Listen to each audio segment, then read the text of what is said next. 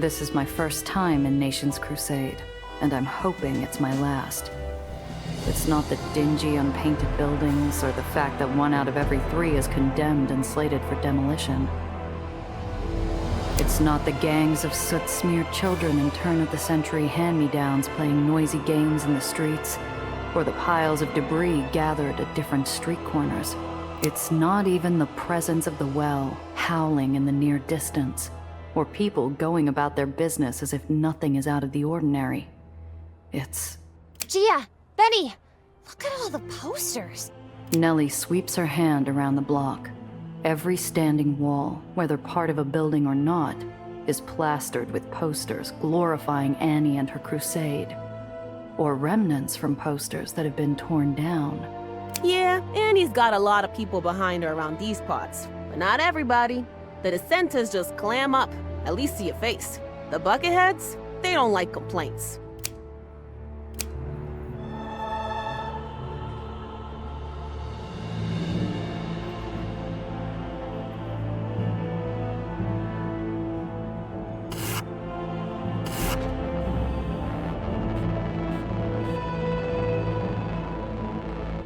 The largest building on the block, free from posters and grime, slouches against the skyline, its dark, eye-like belfry casting shadows and judgment on the detritus surrounding it. Our destination awaits, ladies. For a community center, the place seems curiously sealed up. Windows are boarded shut, doors are bricked closed, spikes guard tempting ledges, and chains ward off the perimeter. That's the mission. That's where I snapped the photo. No one's looking this way, so let's bust in pronto. Wait, where are the guards? Guards? Why'd they need guards? Look at the place. Buttoned up or not with what's inside? Fat chance. There has to be something. Benny, they don't need guards. Benny follows my eyes to see a half-dozen open windows facing us and our supposed entrance. An elderly woman with a pie walks past one, sending a disappointed side-eye towards my trousers. Oh, I see.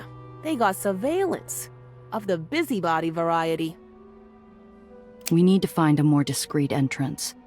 Oh, if you say so. Follow me. I know exactly the spot. He leads me past our supposed entrance and into a recessed sewage access tunnel running alongside the mission. Down some stairs, we find a wall of bricks in the shape of an old door. Why didn't you mention this before? I don't like the smell of this place. It's gross. With nothing more to add to his simple explanation, he pulls out a crowbar from his backpack and smashes the loosely bricked up doorway, revealing a tunnel behind it after a few solid whacks. Where did you get that crowbar? You didn't have it at the lighthouse. I swiped it from Cress's garage last night. Figured we'd need it.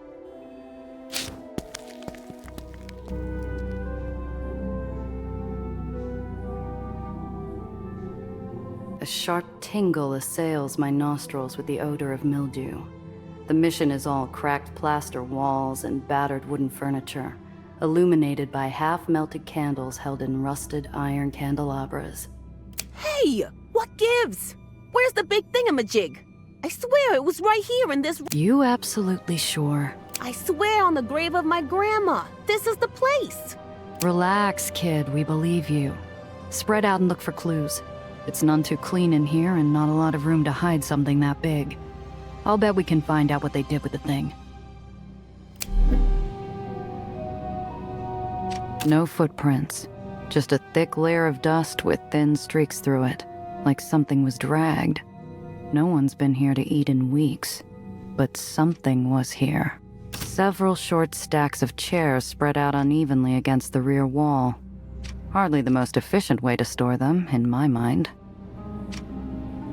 Stale clothes house communities of dust and mold amongst well-expired cans of food and an old helmet inside the giveaway bin.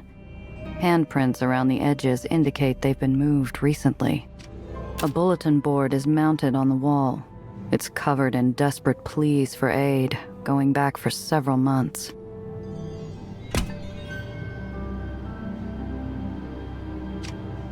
Hate to see donations go unused. A quick rummage amongst the decay and my hand falls on something useful.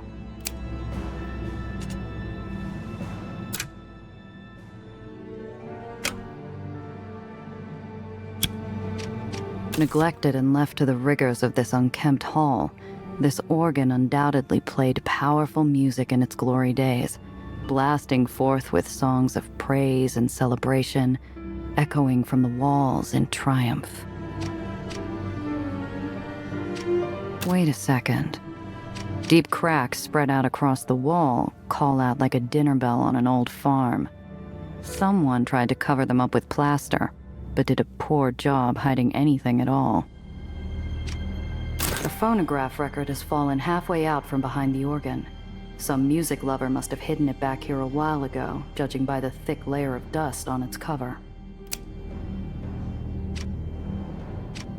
With the chairs gone, it's plain that the wall has been patched up with plaster in a big hurry. It's practically still wet, but was hand-dried, causing the cracks to form. I've got it figured, I think.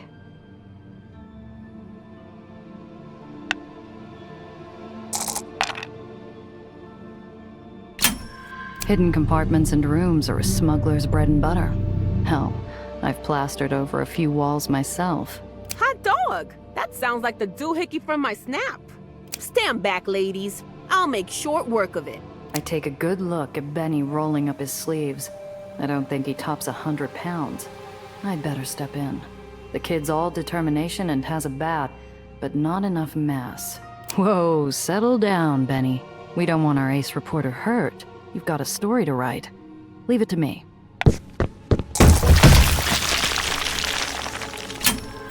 I roll my neck slowly before charging straight at the wall, putting my shoulders straight through it.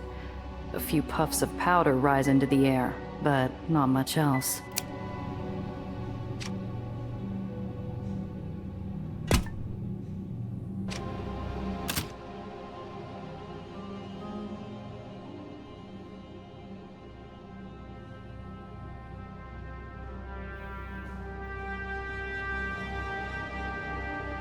The hairs on the inside of my nose stand on end.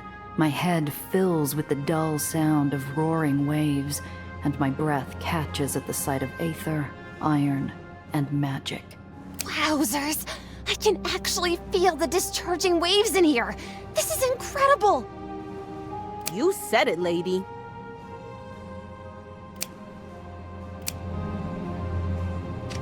Despite its size, I can see that this hardware has been lashed together with almost no finishing. It's not made to impress, that's for sure. A lone, somewhat shabby office desk sits in front of the amplifier, absurd in the size difference. I see a few schematics piled on top. The flares of red Aether are dazzling my eyes, promising one hell of a headache in the near future. I swear I can feel my fillings vibrating in my mouth. I'm no scientist, but I know expensive goods when I see them. These whiz-bangs are rare and expensive. No way Nation's Crusade could afford them on their own. There could be something useful in that unsorted pile of schematics, but it would take some time to go through it all.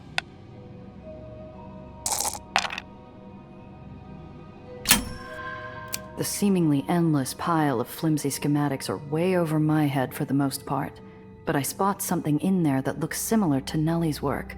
I nab them. Maybe Nellie can make some sense of them. Temporarily oblivious to my existence, Nellie rushes forward, walking around the amplifier as far as she can manage, mumbling to herself for several minutes. After my initial observations, I've come to two conclusions. First, the purpose of the amplifier. It is my belief that it is working in concert with other devices within the district to shield Nation's Crusade from the well's gravitational forces. Second, the capabilities of the amplifier. I believe it shouldn't take more than a few adjustments to repurpose it to work with Daisy. So, we could activate the machine from Nation's Crusade and not inside the well. Exactly. I like the sound of that. Now we just have to make Annie play ball. Clam up. Someone's coming. We all stand stiller than Roman frescoes out of a book. Sure enough, voices and footsteps radiate from the front door of the mission. We need to get out of here. We burst into the front room. Someone's at the front door working the locks. I have only seconds to respond.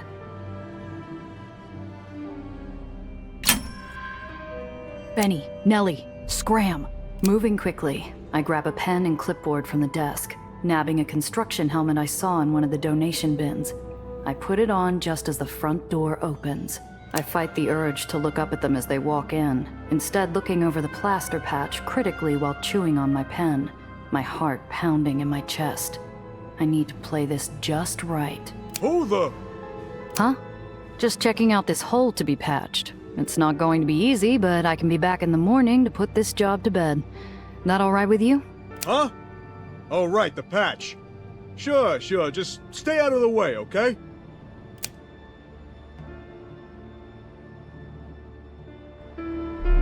Back on the street, a rushing river of bobbing hats ranging in colors and size pulls us into its current. Amongst the crowd, some sing, others dance, yet all wear plastered shark-toothed smiles. What gives? Where are they all headed? Rather spooky, isn't it? Looks to me like they're moving over to Quincy Park Terrace. We're never getting back to the cars in this mess.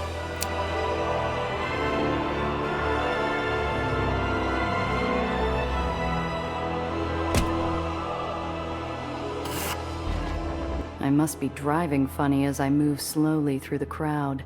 Something sinful in my paint job or alien in my eyes, because a kind-eyed woman reaches in and puts her hand on my shoulder. You look new. I'm glad you're coming along.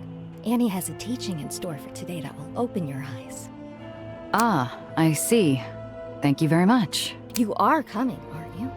This really is something you shouldn't miss. She speaks half to the crowd while her grip tightens on my arm. Wandering eyes of passers-by lend countless invisible strings to fasten me in place, keeping my foot only hovering above the accelerator. You really shouldn't. She and the crowd have me surrounded. I stare into those eyes and imagine what it means to be a fly trapped in a spider's web. Her grip tightens almost painfully, but then she lets go, walking off with a smile and a wave. Hope to see you soon. Sitting still while the rushing water of people flows around him, a ragged man begs behind a threadbare cap with barely enough change to buy a cup of joe. Excuse me, sir. Pardon me for asking, but how come you're not heading to the rally? Plenty more marks in a crowd like that. You could probably rake it in. You're not from here, are you? Yeah. Those people won't give me a thing without selling them my soul first. I'm gonna want that for later. I see. Well, you take care. Nellie runs up, her usual brightness tarnished by a newly revealed discomfort with crowds. Sounds like Annie's going to be at Quincy Park Terrace. We can talk to her and ask about the amplifiers. See if she'll help us. Might be a story in it. Okay. It's been a while since I've been to church, though. Hope the holy water doesn't burn me too badly.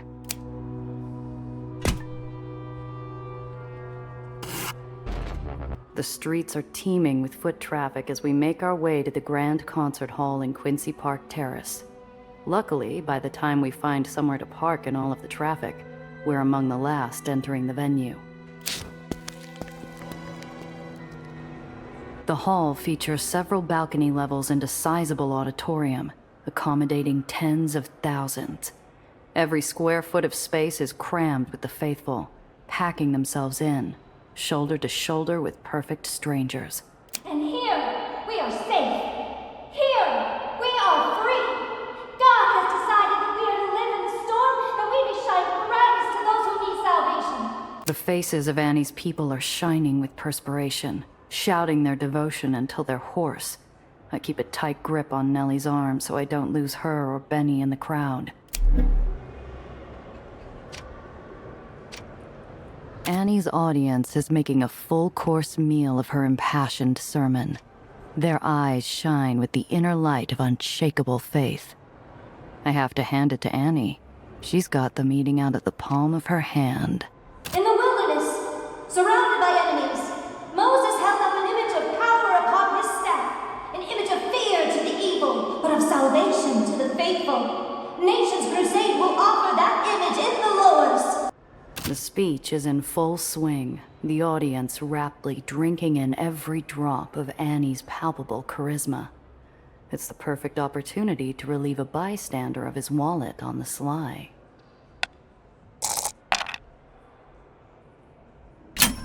The next time I bump a member of the crowd, I pretend to lose my balance. He reaches out to steady me, and I take the opportunity to grab onto his lapel to regain my balance. As I straighten his collar, my hand wanders into his pocket, transferring the contents to my own. Thank you. Not often you run into a bona fide gentleman down here in the lowers. I flash him a wink and a smile as I melt away into the crowd.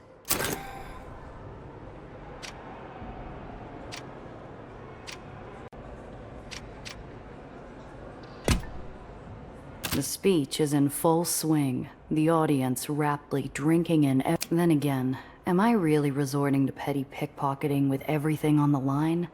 Despite the impulse, I maintain my pride and walk away. You, my friends, need not worry that you are chosen. Behold the yawning vortex of pandemonium. See how those mired in sin falter, while the lambs of our crusade remain strong. Thanks to a bunch of lashed-together Aether amplifiers running interference, that is. Our prayers have not fallen upon deaf ears. The halls of earthly power cannot help but shake to their very foundations when confronted with our Lord. If the trust is behind your sudden acquisition of red Aether-powered amplifiers, I have the feeling it's the halls of power shaking you down, sister.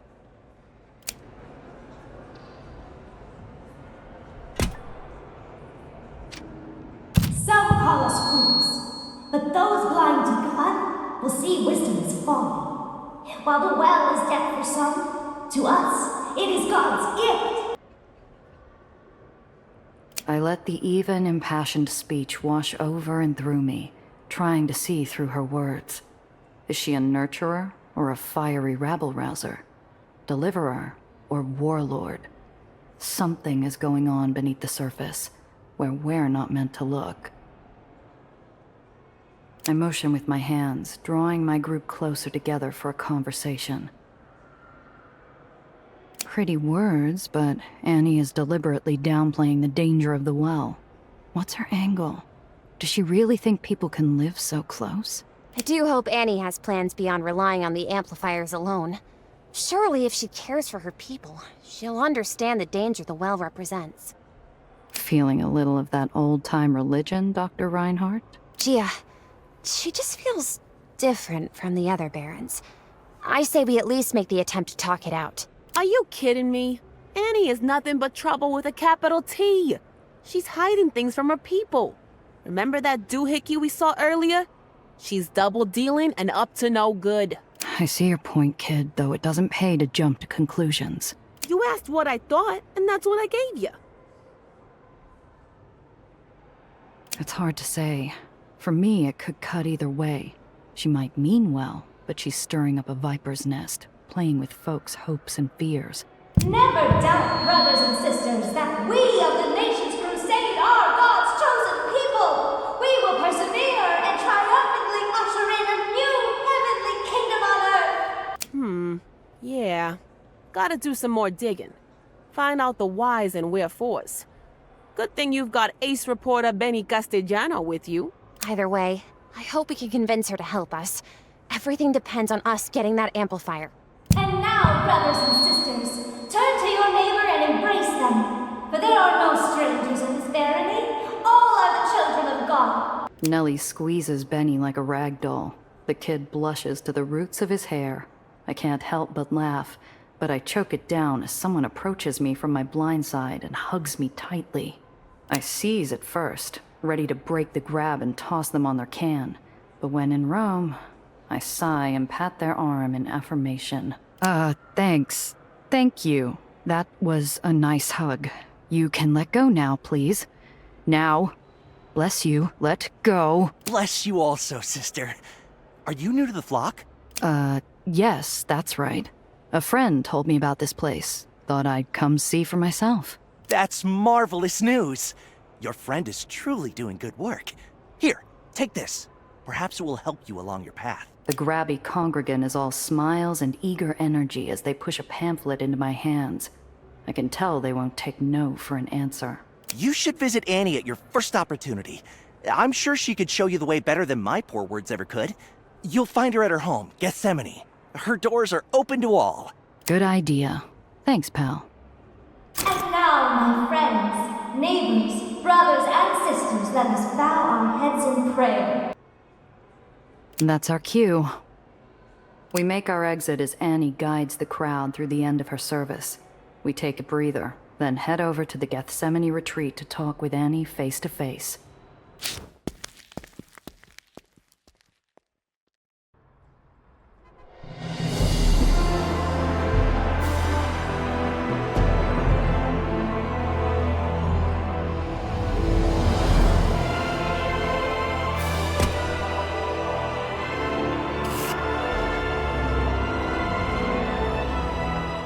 I checked the address twice before parking and walking up. It's an utterly plain brownstone stuck right between two boarding houses. Hardly the fortress or palace I expected. We walk right up to Annie's home. The door is ajar. Playing it safe, I poke my head in. Several of her armed faithful are inside. They all take note, but are not in formation or attention. One of the bucketheads walks over to us. Welcome to Gethsemane, pilgrim. The knight's eyes flicker over the pamphlet in my hand. Ah, you're one of the flock. Right this way, Annie's in a garden. She prefers to relax there after a service. The guards lead us through to Annie's backyard garden. Nellie bursts forth from the group, wandering around to admire the features and flowers as if she didn't have a care in the world, humming like a honeybee. The garden's presence and the relative squalor of Nation's crusade is a testament to how badly Annie's followers wish to please her.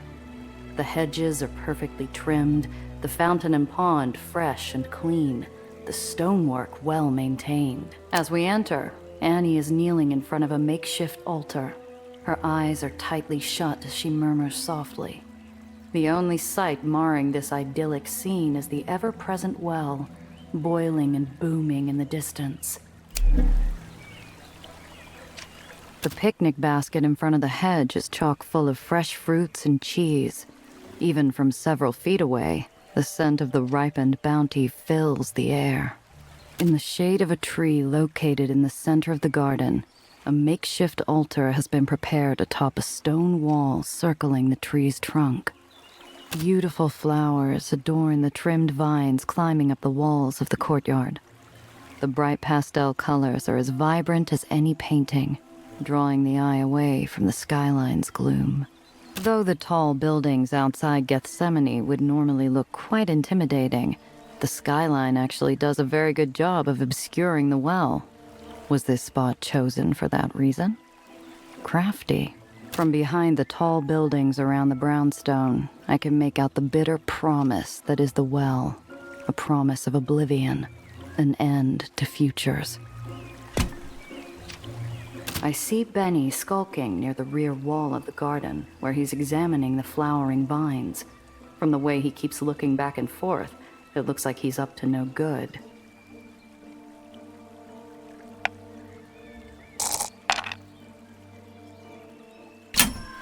Benny's so focused on the flowering vines that he doesn't see me coming. He leans forward, sniffing at the flowers. Steadying himself with his jacket open, his hand shakes with anticipation before making the grab. "Hey, Benny." Benny yelps and turns around to face me. While he turns, I reach out with my far hand and snatch a yellow flower from one of the vines, as quick as a pickpocket. I hold it up to him, smiling. What? How'd you do that? Talent, my boy, pure talent. This what you were after? Try to be a little less obvious next time. I toss him a wink in the yellow bloom. His cheeks flare red.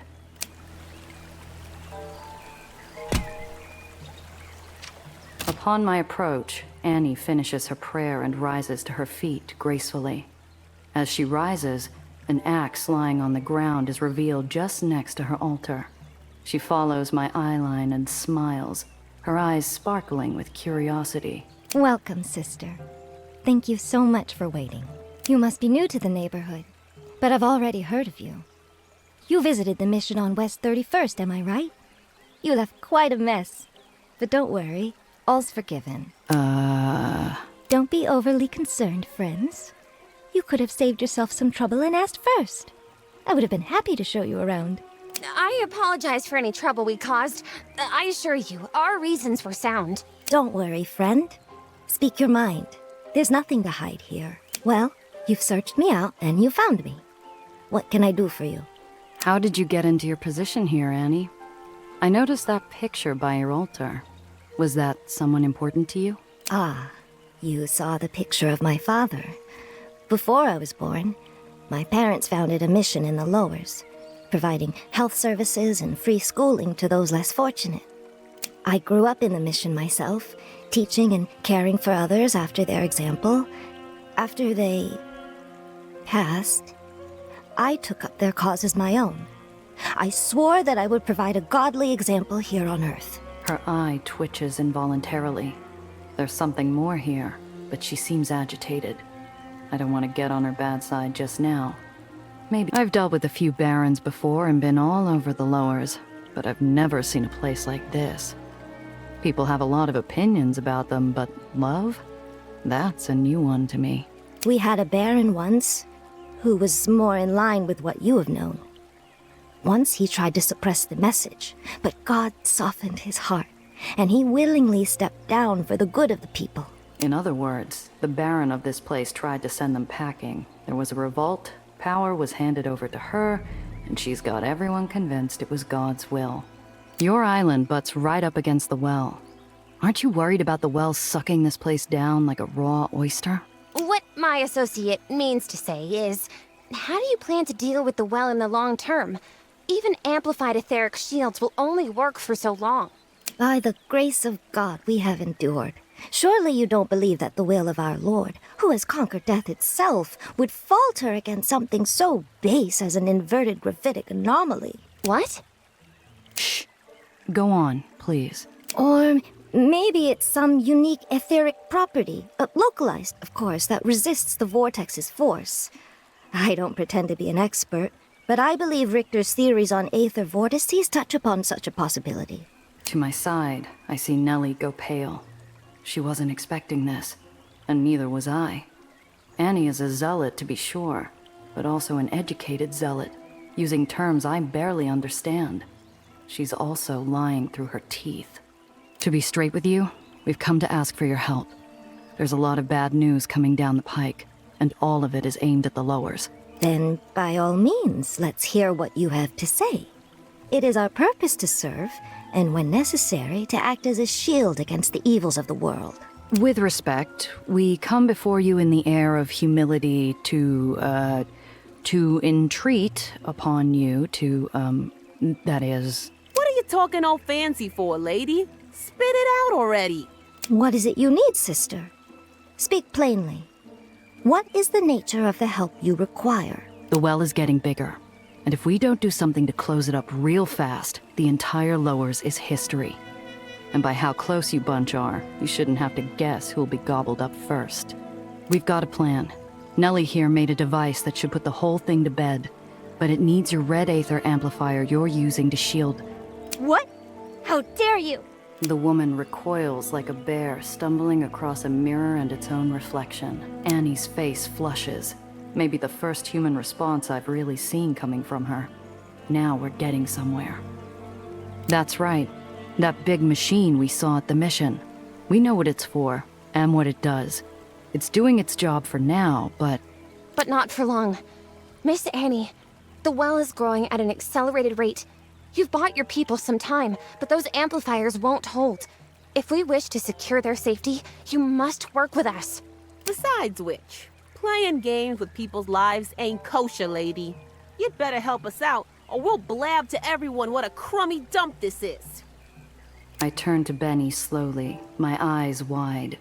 Before I can say anything, Annie's scowl hardens into an animal snarl. She bares her teeth. I don't think she's ready to use that axe on us just yet, but she's getting there. You would dare! I flinch away in the face of Annie's fury. Nellie to my left gasps. Benny, bless him, snaps a photo out of habit. Annie's eyes are flashing with panic and rage. She grinds her teeth so hard I'm surprised I can't smell smoke. You have no place here. Guards, take them. Put them to the question. Whoa, look, let's just talk about... Come on, gang. Come back here. Annie says you can't leave. I think I'll put that off for a while, thanks. Nellie sits beside me silently, still mazed. I know she was hoping for the best out of Annie.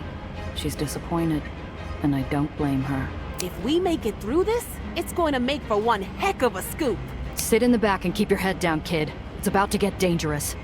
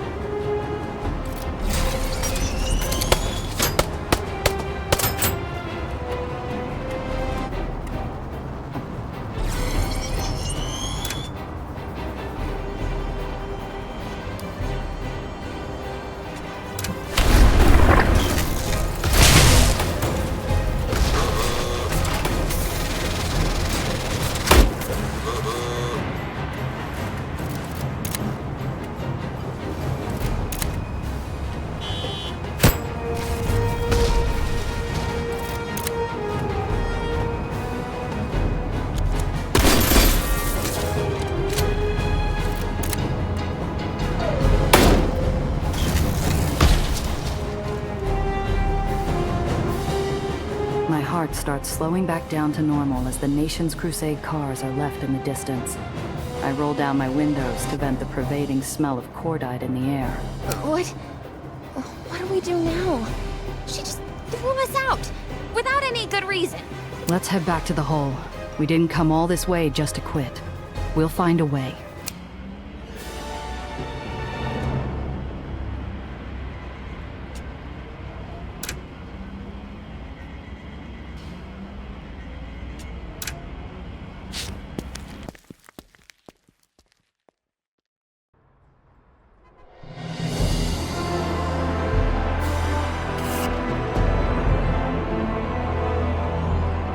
The roadway ahead now.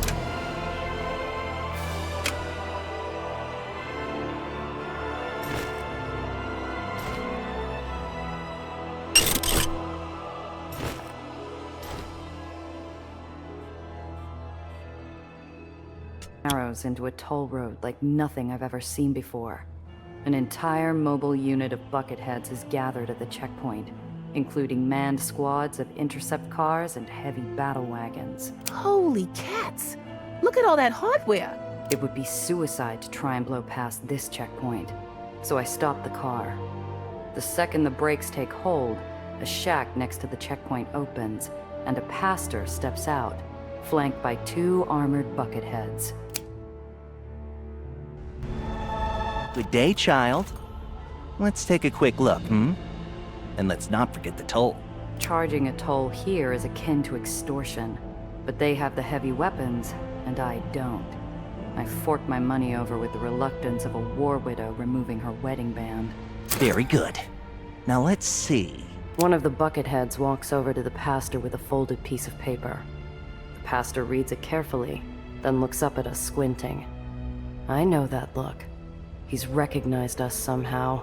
Prepare yourself for the wages of sin. Things are about to get tight if I can't think of a way out of this situation. Battle-ready vehicles surround us at every turn. We can't outrun the interceptors, or outgun the battle wagons. You could turn us in, it's true, but maybe there's another way. Could you see your way through to taking a quick smoke break? The pastor's mouth hangs open for a moment. Whatever he was about to say, I can practically hear his brains shifting gears. An interesting proposition. I suppose I could enjoy a quick respite. If only I could afford the bill for dinner. And cigars for my men. Fine by me. More than you'd make after a dozen stops. And all of it done without the fuss and muss of paperwork. I could see that you support our cause most generously, child. I bid you go along your path and sin no more. It's an expensive way out, but it could have been worse. Much worse. They wave us through. I can't leave fast enough.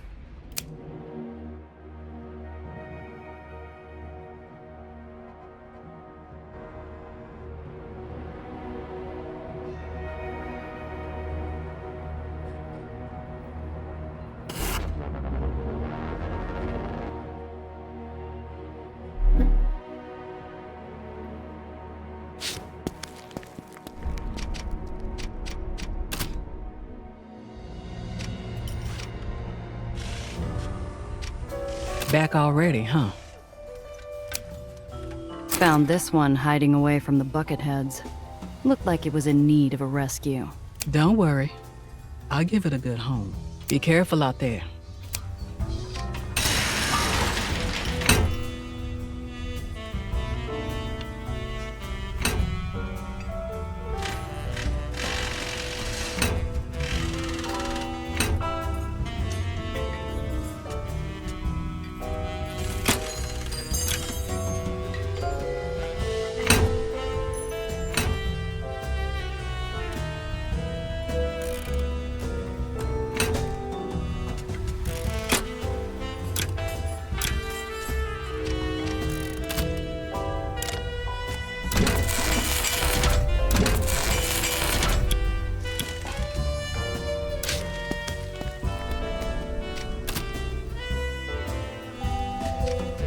Zdravo.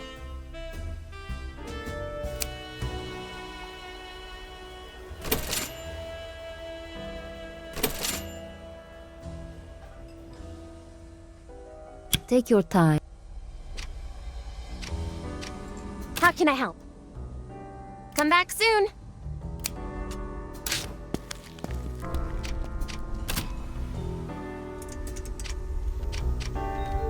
I'm on my 3rd belt of the good stuff and just starting to feel warm when things go in all directions, as usual. And, as usual, Apollo is the one who starts it off. We could move in on the mission disguised as supplicants, set up an ambush, and take the amplifier by force. They're complacent and slow. Well, I'll bet you yourself could take at least 5, darling.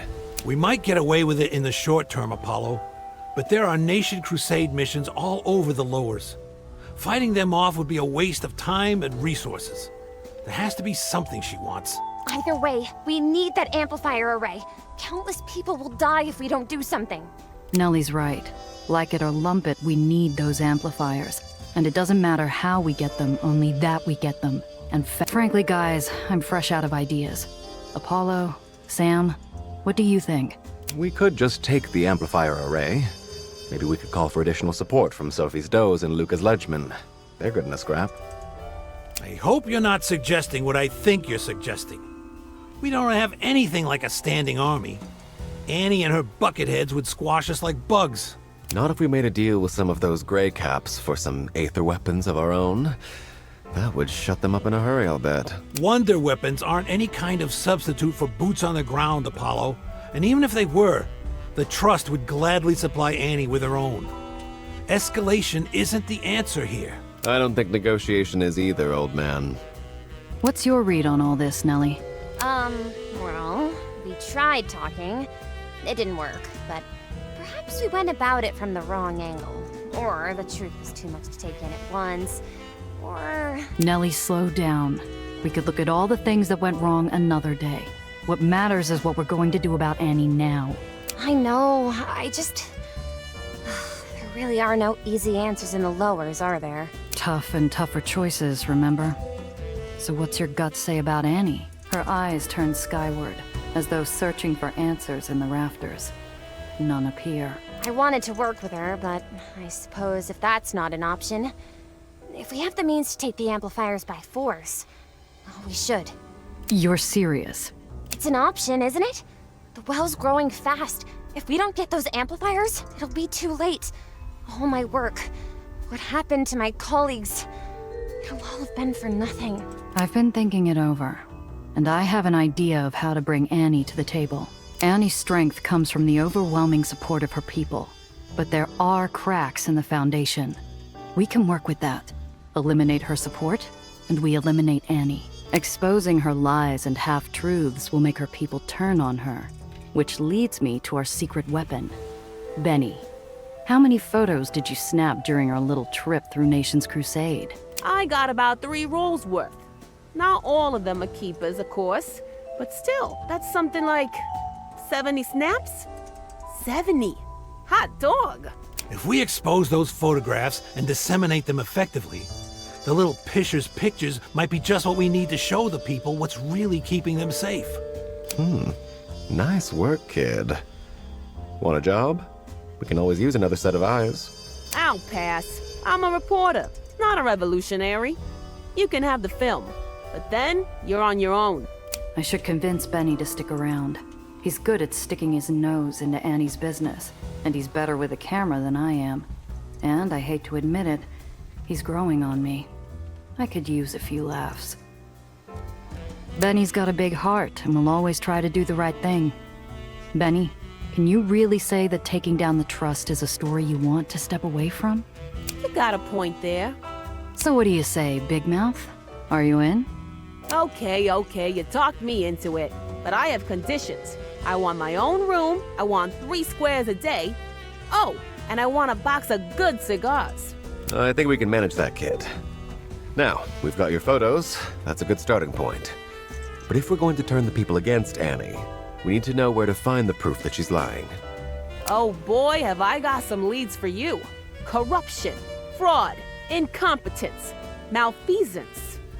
I don't suppose you've looked into Annie's love life, Benny. Sure. The word on the street is that Annie has a secret lover. A real handsome fella with a... No, Gia, Benny, that's the wrong type of muck. We need to get people angry, inspired.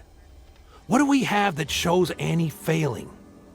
A movement like Annie's grows with gatherings, to spread the good word. Have you looked into her rallies and sermons? Anything we can use? So there's this big pilgrimage thing that Annie's got. All about her. Seems there's been problems lately. Mysterious things. Attacks, money going missing. It all stinks to high heaven. That's more like it. Anything else? Annie might have her people in an iron grip morally, but they still need to blow off steam somehow. How do they shake a leg without any booze or gambling? I did hear a rumor that there's this humongous dance. I've been trying to track it down. Huge party. The whole thing is a big secret since it was banned. A dance? Yeah. Word is, it moves from place to place so it can't be rumbled by the bucketheads. Sure would make Annie look like a sucker, right? I'll say. It wouldn't look good for Annie to be caught slipping. I'm impressed, Benny. You came through with some good leads. Aw, shucks. You see, my friends? This young man is already paying off for us. Well done, lad. but you have a lot to learn and not much time. I think one of our members should mentor young Benito here. Good idea, old man. What do you think, Gia? Who should look after Benny in the short term?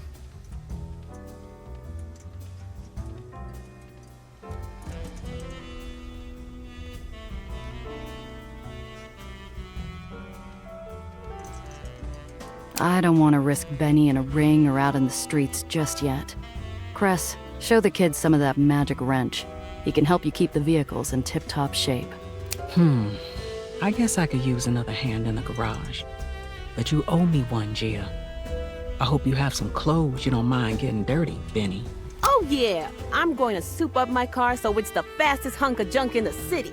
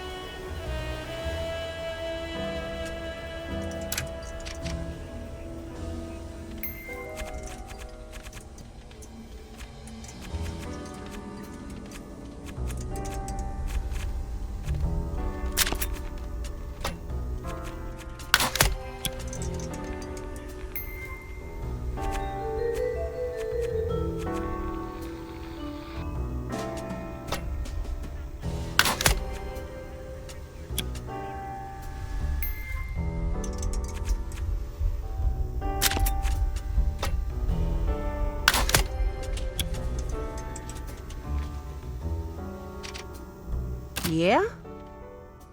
How's the mentorship going? Cress ain't much of a talker, is she? I try to get some chatter going while we work, and she just shrugs. Give her some time. When she's working, she's working. She's just figuring out where to fit you in. Huh. You might be onto something. She used to stonewall my one-liners, but I almost got a chuckle out of her. And she always slows down when I say I've never seen something before. Thanks for the insight. I'll keep at it. So, ace reporter for the Crier, huh? Hey, what's with the skepticism? I got your proof right here. Benny rustles through his oversized bag and holds up a lovingly folded paper. Amidst the who's seeing who and who's taking what, an article by Benito Castellano decries the treatment of Aether rig workers. Okay, I get it, you're the real thing. How'd you land the gig anyway?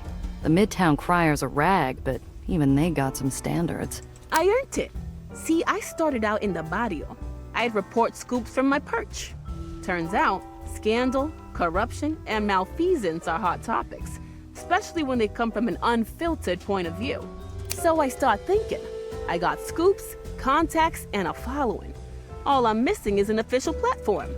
The Midtown Criers work in a similar beat, so I apply to be one of their muckrakers. And they hired you, without so much as raising an eyebrow about hiring a kid?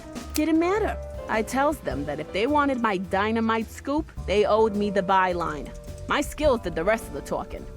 Most kids are selling papers. Meanwhile, you're out there writing them. That's how it started. See, you're talking to the former numero uno bullhorn of the Newsy Union. Before I got my reporter badge, I was speaking at all our rallies and protests. Sounds pretty impressive. So what made you give it up? There was this reporter, real class act. She covers up protest, and it hits me. She ain't repeating the usual spin pieces. She's talking to the little guy and taking on fat cats with the unvarnished truth. Must have really left an impression on you, huh? Yeah, I figure, hot dog, if this is what journalistic integrity's supposed to look like, I want in. If you hear something juicy, let me know. Miss? You know where to find me. Giovanna, take care. Gia, How's Benny? Any problems? the problem is he's overexcited. Wants to speed before he knows the difference between the accelerator and the brake. So I'm starting him small. Get him used to working with the basics. You know, you sound a little like Sam when he talks about you. Ah, so you want to take over babysitting duty, Randazzo. Was Annie always so... So, fire and brimstone? A little, yeah. She didn't just turn on us. She sicked her guards on us the moment we said their barrier wasn't as divine as she claimed it was. Cress's shoulders tense, knots forming as her image of Annie tangles with mine. Annie's always wanted to save the world. That much is real. And the part about being chosen by God? That recent? I don't know. If she ever believed it back then, she never said it. You used to live in Nation's Crusade, right? What was it like back then? Smaller. Not many baronies risk hanging around the well. If it's not a gravity storm that gets you, it's a rival barony. But for folks with nowhere to go, it was a hope for a fresh start. Folks like you. Yeah, folks like me. Nation's Crusade believes in helping the downtrodden. And no one's more underfoot than an Aether. I needed to get back on my feet. They gave me the space to do it. Wouldn't have been in any shape to run a garage otherwise. Both hands on the wheel.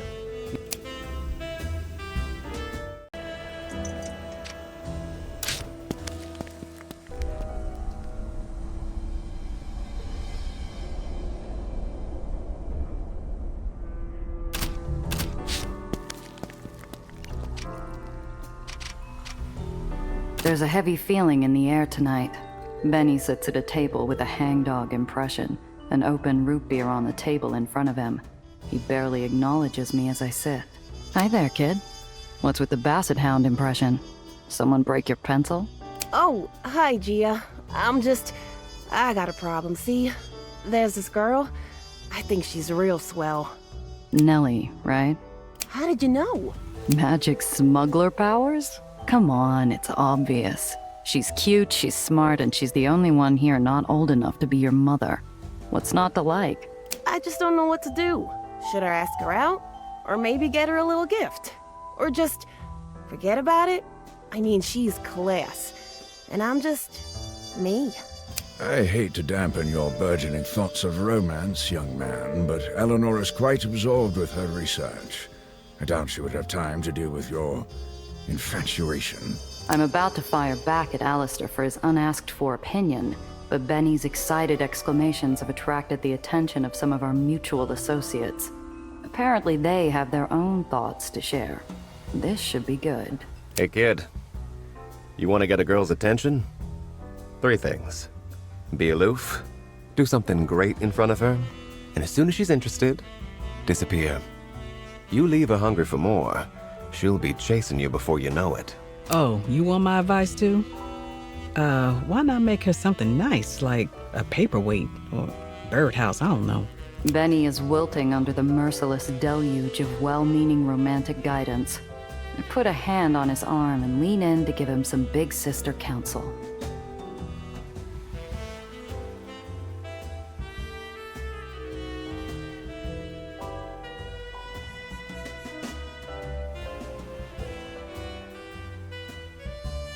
Say, do you still have that flower you picked for Nellie back at Gethsemane? Oh. Oh, right. Yeah, I got it right here. It's a little bit squashed from carrying it around in my coat and all. Trust me, kid. Go buy a cheap vase for it and put it in a little water. She'll love it. You think so? I know if I was in danger like we were back on Annie's island, and some guy cared enough about me in that den of vipers to pick me a flower, I'd be impressed. Hey, yeah. I mean, when you put it that way. Hey, thanks, Gia. You're pretty smart sometimes, you know that? Benny dances back, mirth in his eyes, avoiding my playful swipe. I can't help but laugh. Sometimes I want to hug him, sometimes I want to strangle him. I'm getting used to having the kid around.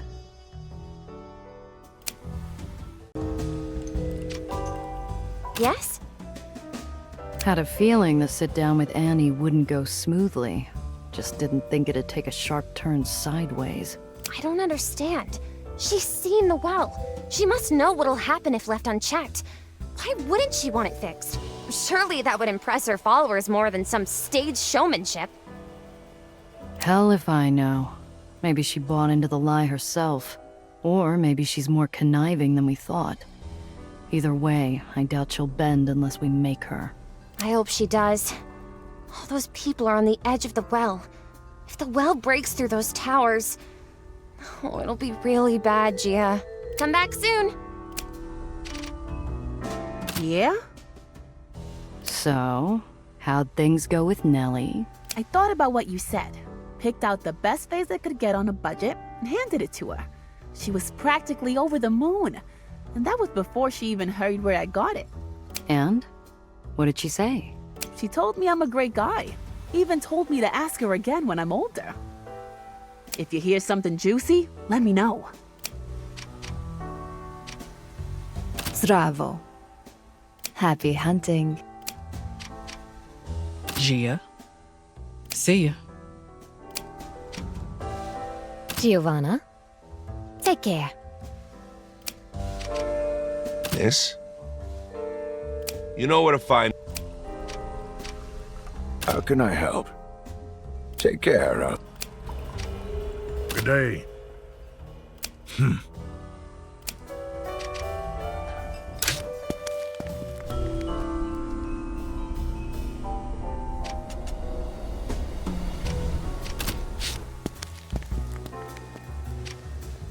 Yes? Think this can help? I know exactly what to do with this is enough for something else I've been working on. I'm so... Stumbled across this. How did you find something like... I think I can now finish this little side. Let me know if there's anything...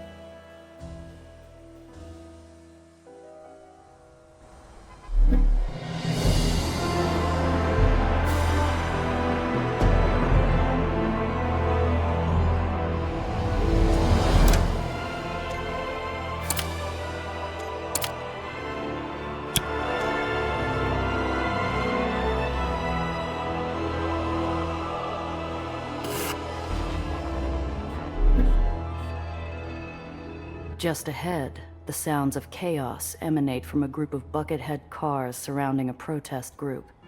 The bucketheads are busy arresting a token number of participants for their civil disobedience. Right now, the crowd is dispersing slowly, but one wrong move could set the whole place off. I scan the crowd, looking for any sign that things might go sideways. Everything looks normal at first, but I eventually notice one man in particular who catches my eye. His coat has been treated with a fresh coat of dirt, but it's a little too tailored for something worn by your average pilgrim. He's clearly more interested in agitating the crowd than calming things down. His ramrod-straight posture and concealed weapons spoiling the line of his coat clinch it. This guy is a Blacktail's mercenary, hired to stir up trouble, putting an... I step out of my car and slip into the crowd. If the Blacktail's agent knows I'm here, he certainly doesn't show it. I use the noise and congestion to mask my approach. I wait until the last possible moment to draw my gun, keeping it close to my body so as not to frighten the bystanders. I reach over his shoulder and pull him tightly against the barrel. I know why you're here. I can put a bullet through your lung right now and get away with it in the crowd's confusion. But as a professional courtesy, I'm going to give you the opportunity to walk away. You have no idea who you're crossing, lady. Whatever you say, tough guy. Now march, or Wilcox will be in the market for a new rabble-rouser. I release my hold on him, and he takes a moment to straighten his coat before calmly exiting the crowd. I keep an eye on him until he disappears down a nearby alleyway, then head back to my car.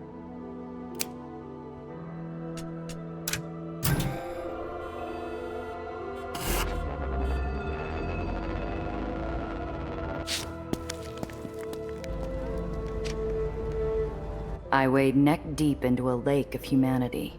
Pilgrims flood the space from station to ferry, many wearing clothes peculiar to far-flung baronies. Locals still comprise the majority, but it's a slim one. Gia, over here! Benny? Thought you were hanging around the hole. I can't be cooped up nowhere. Besides, there's a scoop here, and I'm going to find it. All right, Benny. What do you know? The pilgrimage is supposed to be this big religious thing, see? Supposed to make you reflect on Annie's journey when you walk through. All the locals gotta do it. But there's something rotten in the apple bucket. My sources say there's preferential treatment, money greasing holy palms, and abuse going all the way up the chain, right to the top. Guess the best way to get a fair view is as pilgrims. Yep, Underground's got our entrance fee. So all we gotta do is keep our peepers open and look for clues. All right, let's get on board. So you're from Nation's Crusade, huh? Care to share your pre-pilgrimage thoughts with the crier? I'm so excited. Everyone who lives under Annie's miraculous rule should go at least once. And I've already been thrice. I'm very lucky. Pardon, friend. You look like you're from out of town. I'm here to find, well, I guess what it all means. Annie started a mission on my island, and it turned my whole life around. I just want to know more. Shoo, I have no time for questions. As we step in a line, Benny pulls a notepad from his pocket.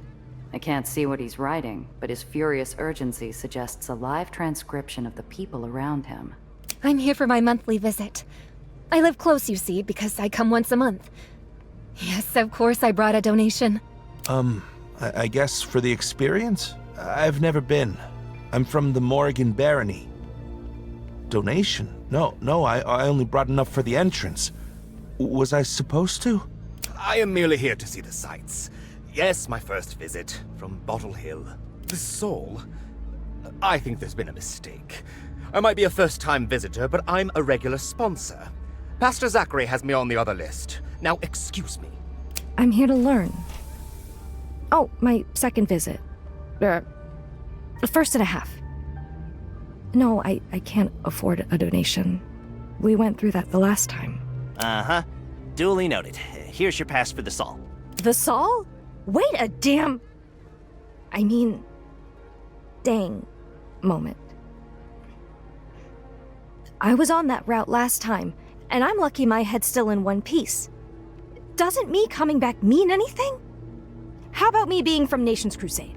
It's out of my hands, miss. I'm just following guidelines. Both ferries will get you to the pilgrimage site. Gosh darn it. Fine. But I'm coming back to haunt you if something goes wrong. Please refrain from blasphemy and swearing when you reach the site. Next. Next. Please state your names, purpose of visit, if you've previously taken the pilgrimage, which barony you're from, and if you'd like to make a donation. Benny Big Mouth Castellano, reporter for the Midtown Crier. Here with my associate, who will introduce herself. Gia Randazzo, here to make sure my associate gets what he needs for the story. Well, isn't that swell? I have 2 spots open on the Solomon. It's our most scenic route. Just a moment. I gotta confer with my associate here. Benny takes a few steps to the side, lowering his voice.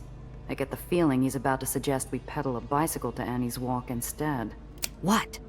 My reporter sense is tingling. I've seen this before. They're giving us the cushy route to butter us up. You want to get to know a joint? You gotta see how they treat the little guy. I take a few steps back to the booth.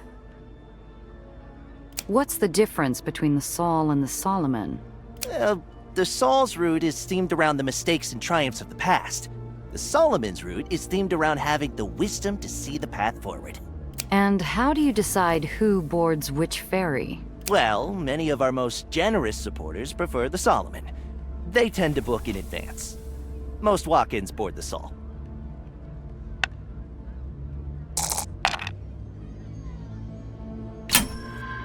Listen, appreciate the offer, but the Midtown Crier's readers are salt of the earth. They want to know what the everyman experiences. We'll take seats on the Saul. But... There a problem? No, not at all. Here's your pass. Have a safe trip.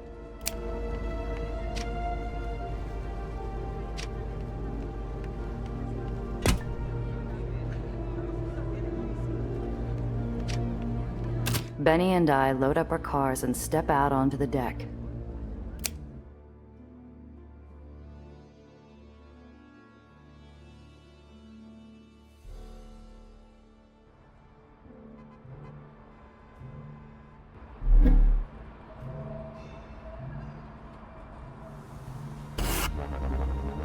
On your right, you'll see the Cana Enclave. It's the site of one of Annie's first missions. It was places like this that would later provide lessons for Annie's later work, like Gethsemane. Annie's lessons haven't always been painless for the non-believers in her cause. What happened at Cana was retold in breathless whispered rumors. It's outwardly pretty, though flaws crack through the exterior here and there. A burned-out lamppost, a rusty gate. The money isn't coming into Cana.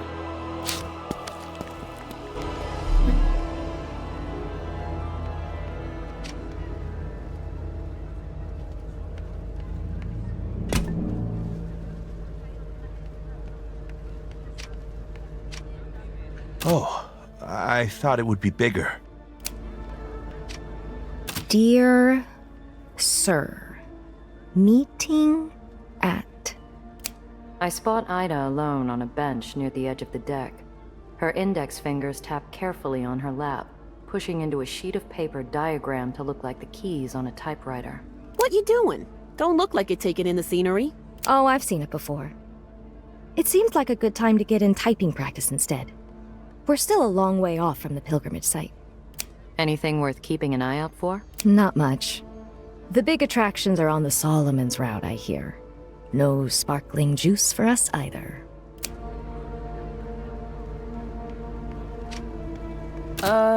Need anything, miss? So, Cana Enclave. This was one of Annie's first gardens, right? Yes, miss. It was before Annie tamed the well, so they didn't have much. But she came every day to work the plot, and people joined her. They grew something, and more people came. And the previous Baron didn't like that. From what I heard, he sent goons to bury the garden in concrete. Yeah, but Annie stopped them.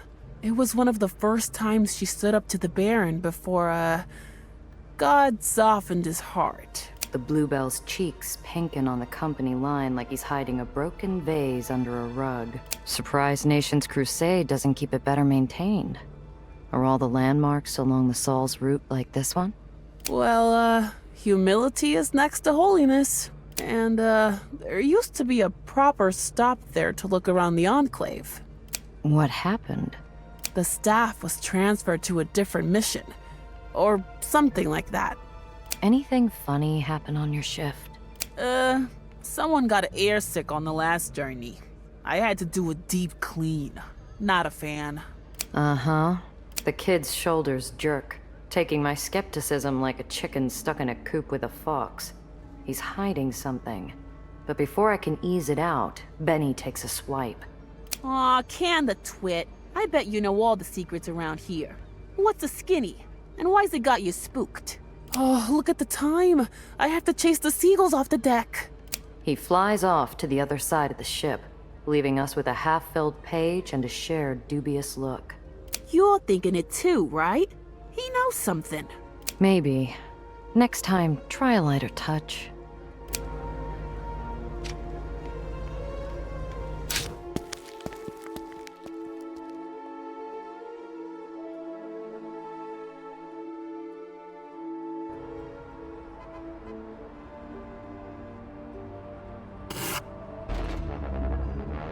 The deck shakes, and a plume of white smoke appears over the area as it comes to a sudden stop. So sorry for the minor inconvenience. Please remain calm.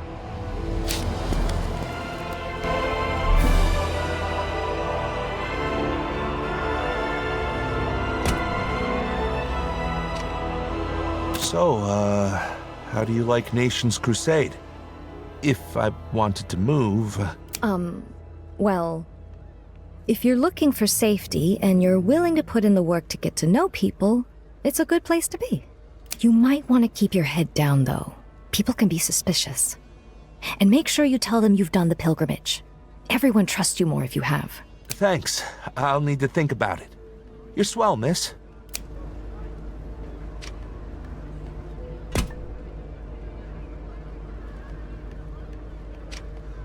I spot a Bluebell fiddling with a steaming pipe. He tries in vain to wrap a roll around the thing. This one is no Aether near. Hey kid, you look like it's your first time with a pipe and it just insulted your mother. Let me give you a hand. Okay. He hands me the tape, and I fish around in my pocket for a moment before withdrawing a coin and pressing it against the leak. I quickly wrap the tape over the coin, eliciting a sigh of relief from the kid and the pipe. Thank you, miss. I gotta go let the captain know. He turns to run off, but turns back to look at me instead. His face twists like he's debating a stupid idea, but his lips move of their own accord. Hey, if you hear something that sounds a lot like someone whistling in the jailhouse now, you should hit the deck. Probably. The ferry's progress falls into a sedate rhythm. A cool breeze blows across the deck, and for a moment, everything is calm. Hey, Benny, you found anything? I've been tailing the crew. Seems oddly light for a ferry this size, and the Bluebell's made himself scarce since the last stop. Maybe he's up to something. Yeah, I'm feeling on edge. I can't shake the sense of danger right out of view. Yeah, whole thing reeks. I wonder. The shrill whistle of a woman's voice cuts through our conversation, followed by a song. I recall what the Bluebell told me before he ran off. The same Bluebell that's conspicuously absent from the deck. Get down! Benny and I hit the deck, narrowly avoiding a twisted shard of the hull blown past by an explosion. The distinct rat-a-tat of gunfire carries on the air.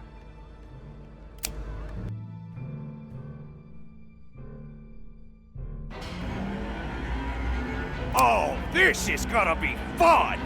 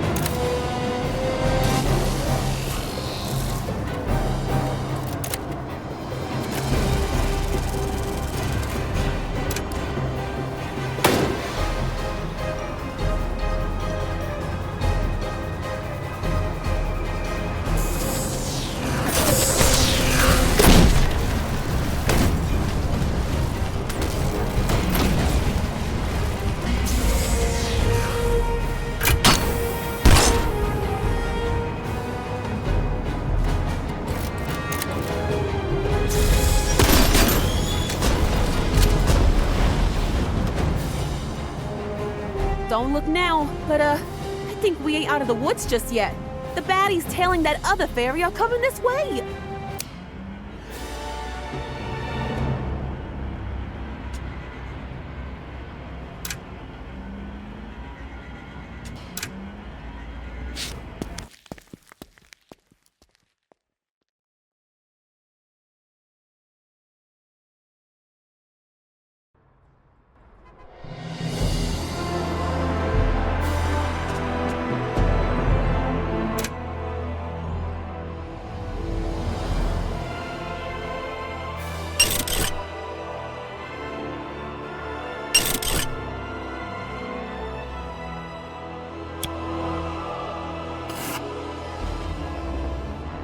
They're catching up.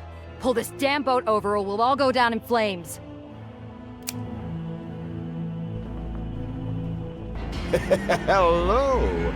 I was wondering why my men came back bruised. Instead of a herd of sacrificial lambs, I found a bird with a sharp beak. Back off. I have a bullet with your name on it, and it's begging to fly. Oh, now you're talking my language. Can't back off anyway. See, we signed a contract with Baron... You know what? No reason to tell you who or why. This is going to happen.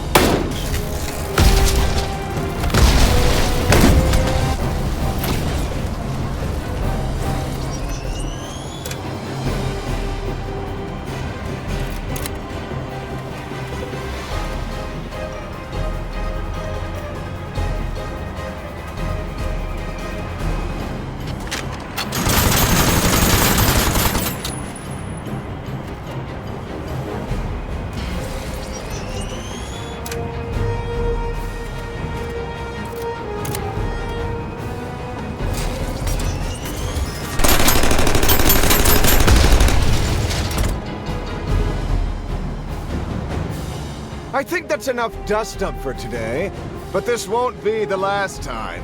Be sure to tell any of your friends planning a little trip.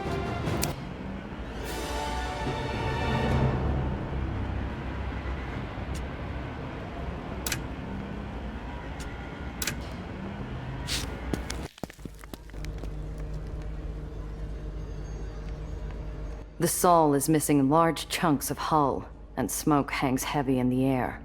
Still seems airworthy, but she's going to need repairs.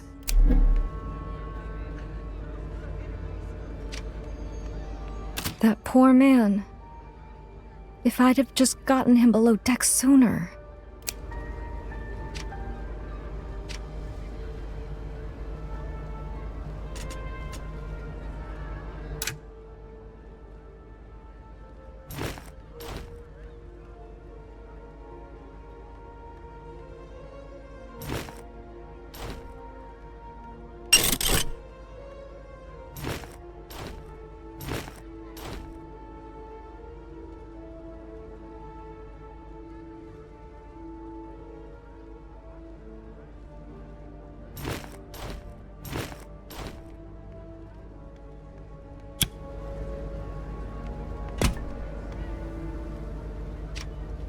Bullet holes and bad dreams. Just another day in the lowers. Hello, everyone.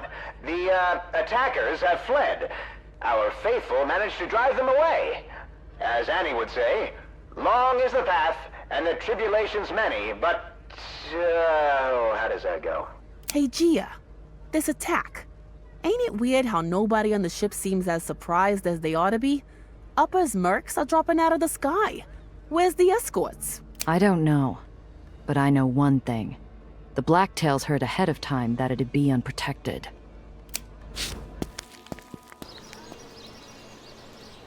I've heard the story, how Annie the Axe stormed the walls and overthrew the last unfortunate Baron. The palace where she started her crusade, now a living museum in her honor. Her axe still hangs lodged in the gate, an inspiration to her followers and a threat to her enemies. Seeing it feels a little like walking past Beowulf's lost sword. I debark with the other passengers, milling towards the gates of Annie's Walk. Passengers from the Solomons spill out onto the deck, their clothes and smiles undamaged by the Blacktails. Still, pilgrims from the Sol remain in high spirits as we move toward the gates. I can't believe I made it in one piece. A cheerful man shuffles to the front of the crowd. He gives the air of a proud bird perched over a breathtaking vista. But the smile beneath his beak gives the impression of affability.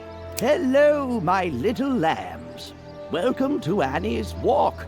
I'm Pastor Zachary Parrish, and on behalf of the pilgrimage site, welcome. I know you had a long, hard ride. There's lemonade and plenty of space to rest inside. You need only pay the entrance fee. Annie's Walk stays open due to the generous donations of our faithful. If you've forgotten your wallet at home, we encourage you to wander the exterior until the ferries are prepared to depart. We're greeted by another line, though this one moves a great deal faster as pilgrims toss their alms into a basket. We pass through after depositing our own entry fee. Thank you so much. Head right inside. And who do we... Oh, Ida. You're back.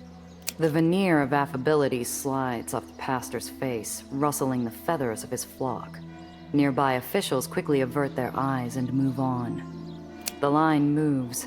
I casually nudge Benny out of the way while the pastor and pilgrim continue in strained conversation. Hi, Pastor Zachary. I have my entry fee right here. The same amount you told me I needed last time. You just can't stay away, can you? Hold on just a moment, let me see. Ida's hand extends cautiously, as though the pastor is a venomous snake about to bite. Zachary counts the cash, shaking his head as he passes it back with the same degree of affection. I'm so sorry, dear. You appear to be short. Again. Come back another day. What? But I made sure I had enough. After the last time. I'm so sorry, Ida. The entry fee has been raised since you were last here.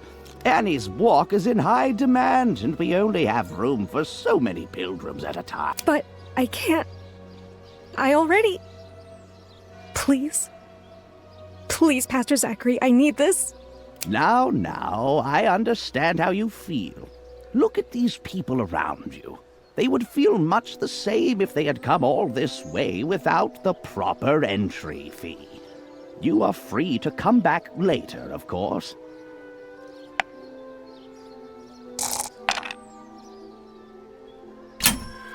I raise my voice enough for both Zachary and the crowd to hear. Excuse me, Pastor. As a fellow pilgrim, I think Ida deserves entry. She came here with devotion in her heart, with an entry fee. I think I speak for other pilgrims when I say that this seems uncharitable. Yeah, let her in. Thank you so much for your input. Fine. Welcome in. Now hurry along. Thank you, Pastor Zachary. Ida tosses her money in the basket and passes through the gate. Zachary maintains a painfully friendly smile as he greets the next pilgrim in line. We follow the rest of the pilgrims in. Most walk off to take in the attractions, but Pastor Zachary pulls a few aside in turn. So we agree that's our guy, right?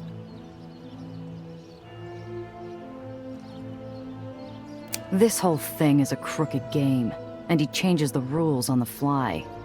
How deep does this poison run? A guy like that? Nobody smart would trust him.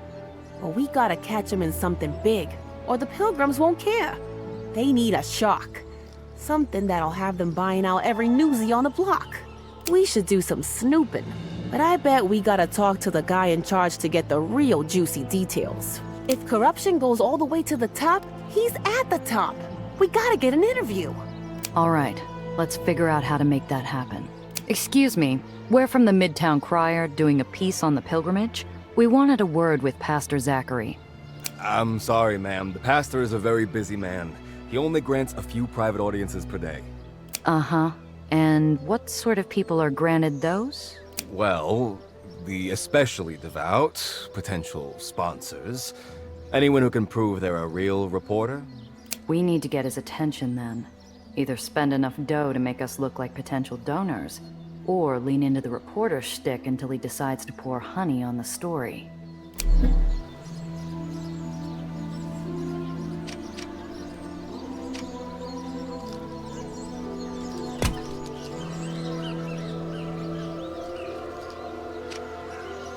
A large axe buried in the wooden gate. It hangs like a splinter from a crusty wound, a dramatic memory of Annie's victory over the island's previous baron. You know, if there's one real thing here, it's that axe. Annie really knows how to leave a mark. Her name was built on a single swing. That axe is a symbol to keep everyone in check. Follow Annie's humble beginnings, up through becoming protector of the people. Uh-huh. If the money from this place filters upward, she's the protector of her pocketbook, same as any baron. It's the end of the line, and for most pilgrims, that means the end of a consequential journey. Many make offerings to keep Annie's goals moving forward. There's a lot of glimmer in that box, if I can get to it. I have a job to do here, and stealing from the box of alms is not the best way to maintain my cover.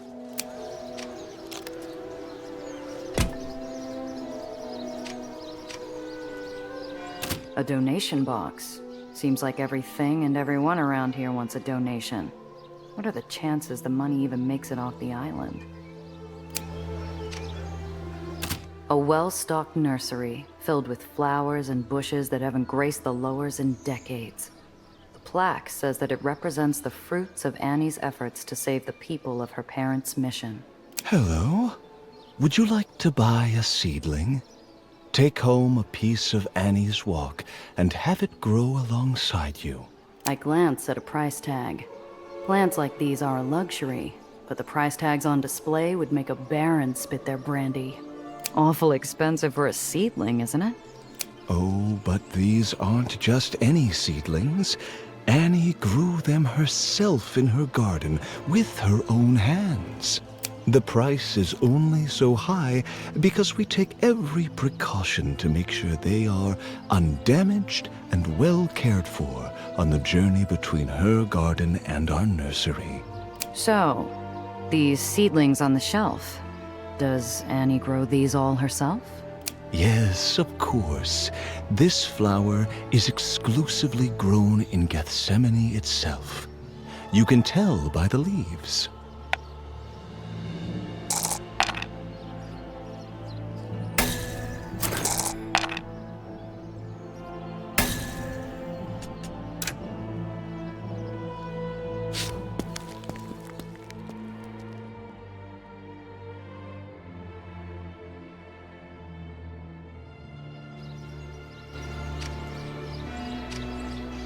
A donation box.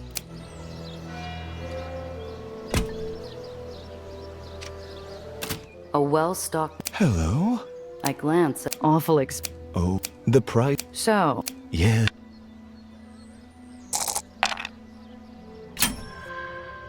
I scan the row of plants in the nursery. Despite what the official said, I spot the flower's twin poking up through a sheet of netting, ready for the next sucker who believes the official story. Let's see what you have for sale. Welcome, traveler.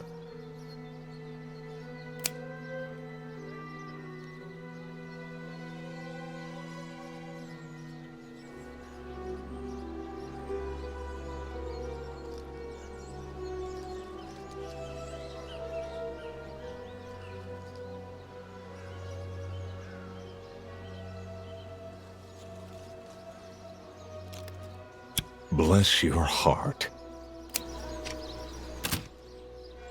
Let's see what you have for... Let us help you on your way.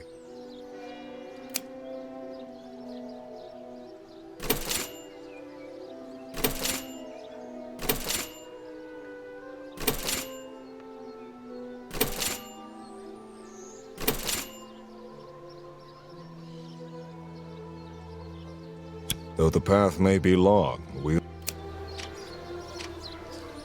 Oh, hey! Thank you for helping out at the gate earlier. I don't think I could have taken another rejection. My parents couldn't have taken another rejection. If there's anything I can do to repay you... I know how. Benny Castellano, reporter for the Midtown Crier. We'd like an interview. What's your name, miss? Can you comment on the hullabaloo at the gate earlier? My name is Ida. Just Ida.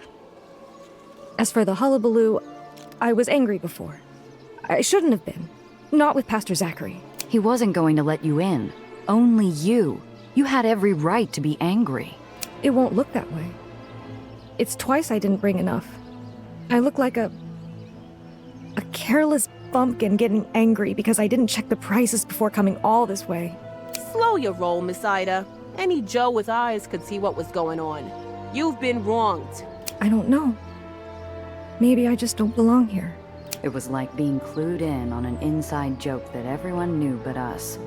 Suddenly the glances, the empty space around Ida, the straight-laced backs, they all make sense. I had a life in one of the vice districts. Maybe not much of one, but I made do.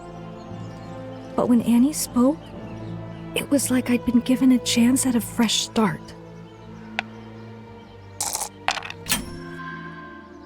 I know a few things about not having a respectable job. The girl's an old rose with its petals pasted back on, and it breaks my heart just a little when she blooms a half-hearted smile. Annie takes in a lot of sinners and gives them a new direction. Couriers out of rum runners, accountants from card sharps, or seamstresses out of seamstresses. Oh, you mean you were one of those ladies who... Ahem. Yes, I was one of those ladies. But I'm not anymore. I just wish the others saw that. Even after all this, you still think pretty highly of Annie. I do. Oh, I'm not starry-eyed, like some who believe she's a walking miracle. But she's still an inspiration. She's done so much good. Inspiration, huh? She seems a little... intense, if you ask me. I thought so too until I saw her work. When she pulls out her axe, you know she's doing it to make things right for those who can't. What made you come back here a second time after being turned away? Most would have given up after the first go. I had to.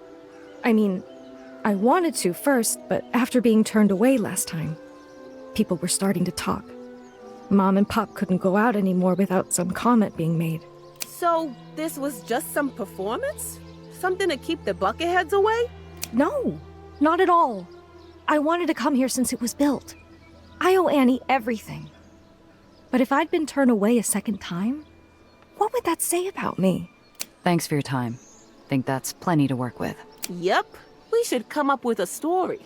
Why we were talking to Ida. There's an official over there looks real interested.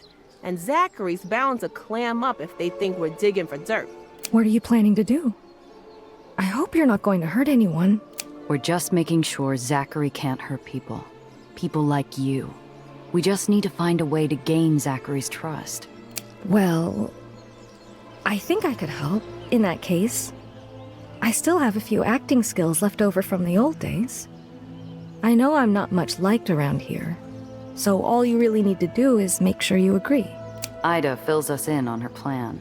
We practice lines for a few minutes. She gives me a nod as an official wanders behind me, and I raise my voice in scandalized horror. You were what? And you came here? With all of us good people? I thought you were merely some woman down on her luck. Not a... Look, I know I'm unworthy to be here.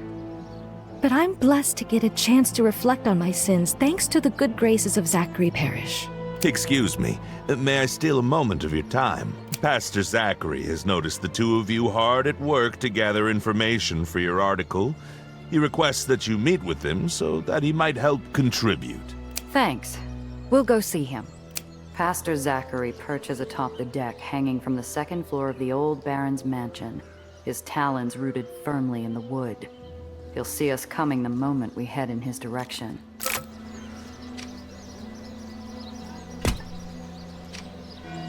The Museum of Vice and Debauchery. Former brothel. Apparently had quite the clientele. Every man is vulnerable? Aw, come off it. Who wants to pay money to see some lady dance? It's not just... Never mind. You'll learn when you're old. Out of my way! I step to the side, letting the well-dressed uppers man pass. He's accompanied by a half-dozen other pilgrims, each of them carrying an unusual amount of luggage for a day trip. I can only guess at the contents as the group walks into the museum. Now this looks like something. I'm sorry. There is a private group currently touring. The museum is fully booked. So, pilgrims aren't allowed inside? You'd need to make a sizable donation. The museum is very historical, you know, and it needs expensive maintenance. All the vices within have been immaculately preserved. About those private tours... I'm sorry. Those tours are reserved for our most long-standing, well-respected members. The official gives me a once-over, lingering on a billfold I failed to fully conceal in my pocket. But of course, we do not wish to discourage new members from engaging in the most virtuous acts of Christian charity. From the humblest beginnings in her parents' clinic, Annie learned to serve the misfortunate. Whether you were poor, Aether, or sick from the wasting, you were worthy of compassion. When she returned years later, she made sure the clinic continued to operate to that purpose. Looks like they got a bunch of pamphlets to serve the misfortunate. Might be too late for me to live an upright life, but I'm still curious. The instructions are a mix of well-meaning advice mixed with scathing judgment. Beware those that come in sheep's clothing. Has your neighbor offered you an innocent drink? Perhaps fine clothing that would consume your honest paycheck. Shun such evil. Not allowed any fine clothes? Wonder why no one has said anything to me. This here is genuine leather. I go to laugh, but the curious face on the boy as he runs his fingers over his faux leather jacket sews my mouth shut tighter than the stitching on the poor kid's shoulder seams. It's the end of the line, and for most pilgrims, that means the end of a consequential journey. Many make offerings to keep Annie's goals moving forward. There's a lot of glimmer in that box, if I can get to it.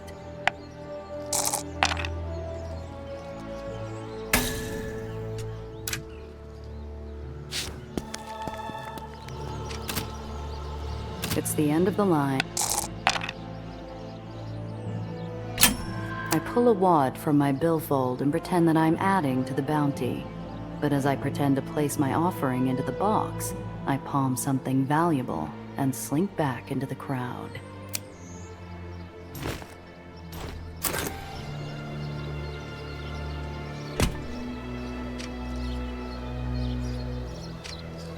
The Museum of Vice. Like decorate. Say what you will about Anne. I have a donation to provide.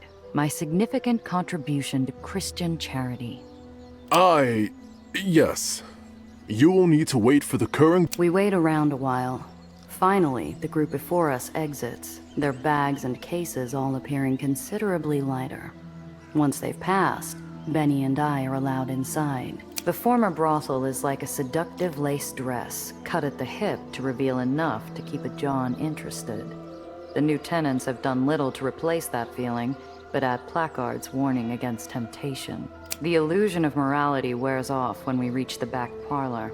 A hurried spritz of soap isn't enough to cover up the heavy smell of freshly poured whiskey in the air. Someone's cracked into the vice, and recently. Looks like we got ourselves backdoor dealings on sacred grounds. Wonder what the public would think of that.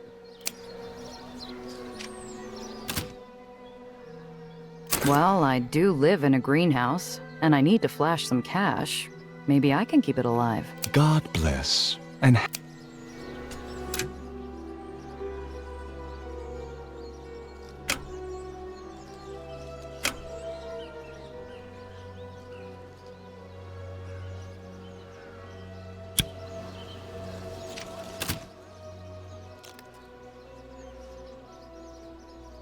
the preacher's expecting us. Can't leave him hanging. Sure we can. It'll just be a quick look around. Besides, if I get caught, the scared lost kid routine works most times. At least half the time. Look, Benny, we can't miss the chance to question him. If we keep him waiting, he's going to get nervous. You want to look for evidence? Get looking. I'll go up and talk. Aw, I had a big list of hard-hitting questions. But fine. You better keep him busy while I find the real scoop. I don't think you can keep him distracted forever, though. What should I focus on first? The pastor and his people have been bending goodwill into pretzels since we got here. Nickel and diming the pilgrims, and we saw what happened at the gate with Ida. Where's all the money going? What's Zachary getting out of playing favorites? I can picture the headline already. Corrupt chaplain begs for bribes and backroom bonuses. Sure. Keep workshopping it. I'll find you later. I wend my way up the staircase to a second-floor deck. Zachary shakes my hand, his palm rough and sharp like scales tapering to talons. Such a pleasure to meet you. They call me Pastor Zachary, but you can just call me Zachary. Where's your little friend? Giarendazzo. The kid got restless and needed to work out his extra energy. You know how they are. Well, I can't say I could hold still much at his age. Come in, sit. I sit in a chair across from the pastor. Despite the pleasantries, his eyes dart over me like a raptor eyeing a family of rabbits along the plains. You and your compatriot are reporters, yes. How do you like what you've seen today? It's impressive. Gives me a new appreciation of Annie and Nation's crusade. Good. Our crusade has been attracting attention lately, and we want to let the world know who we are. If you want to know more about Annie's walk, who better to talk to than the man in charge? Can't argue with that. Our readers want details they can't get anywhere else. The more exclusive, the better. Ask away. You'll find me an open book. I doubt it. He's only going to take my grilling for so long. I better choose my questions carefully if I want to pin him down. Lots of out-of-towners taking the pilgrimage. I'm guessing a third or more from outside Nation's crusade? Oh, it was a pleasant surprise to me as well. You see, back when this all started, it was just only our people making the journey. Annie's faithful, who wanted to feel closer to her. But what we gave to this dark city is hope. And hope, Gia, does not stay within borders. We inspire so many to live better lives, to rise up. We cannot close our gates to anyone who seeks Christ. What kind of visitors do you get from outside Nation's Crusade? All sorts. Some from oppressive baronies looking for guidance, some looking to learn how they might be protected from the well. We even get some patrons from the uppers, interested in seeing what a touch of class and civility looks like in the lowers. Nation's Crusade would rather make friends than enemies. Annie wins hearts and minds through her magnanimity. I wouldn't be here myself were that not the case. The pilgrimage seems like it needs a lot of upkeep. We got asked for donations both on entry to the ferry, on entry to the site, and then just about everywhere else once we were inside. I am unashamed to admit we are but humble beggars. It costs a great deal to preserve this historical site and take care of our pilgrims. Tell me about the seedlings in the nursery. Of course. Annie is a nurturer by character, and she grew those seedlings with her own hands, much as she grew Nation's Crusade. So the seedlings were grown in her personal garden in Gethsemane? Absolutely. Have you been? It's a place of tremendous peace and tranquility, filled with life. That's how Annie is able to cultivate plants that haven't been seen here since the days of old New York. I happen to see just a few starting to sprout in the nursery planters. Unless Annie's coming out here every few days, I don't think she grew them. You know how it is. High transportation fees and high demand. Isn't it better to have backups in stock rather than disappoint our pilgrims? You hear about the ferry attack? The Blacktail said they were there on contract. Yes, a tragedy. The problem with being a beacon of goodness is that you attract those with evil in their hearts. Jealous barons and raiders have been a growing problem, but we do our best to protect our flock.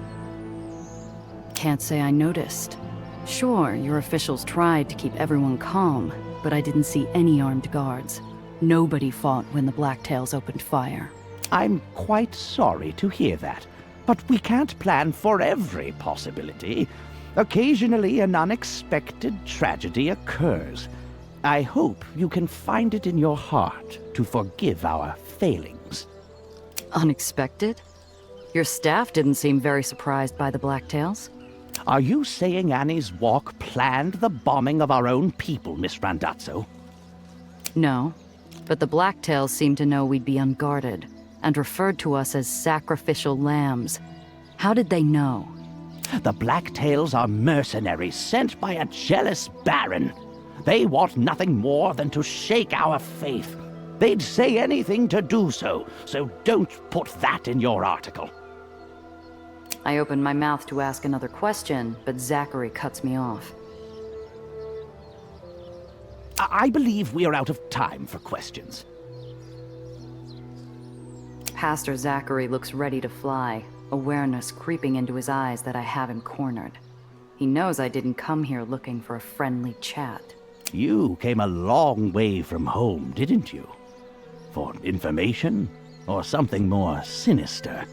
The only sinister thing around here is the leadership, so far as I can tell. Seems like time for a change. Miss Randazzo, who do you think my people will believe if I begin shouting for help? We may be friendly here, but Annie's axe is a reminder that we... What's that noise? Both of us look down at the plaza below.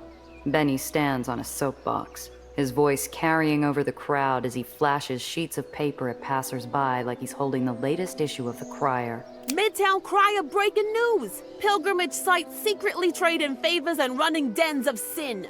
Midtown Crier's top reporter just acquired papers from the office of Zachary Parrish. Under the guise of private tours and VIP bookings, parish swapped funds and favors with sponsors. Pastor Zachary also raising the entry fee every month to weed out the supposed undeserving.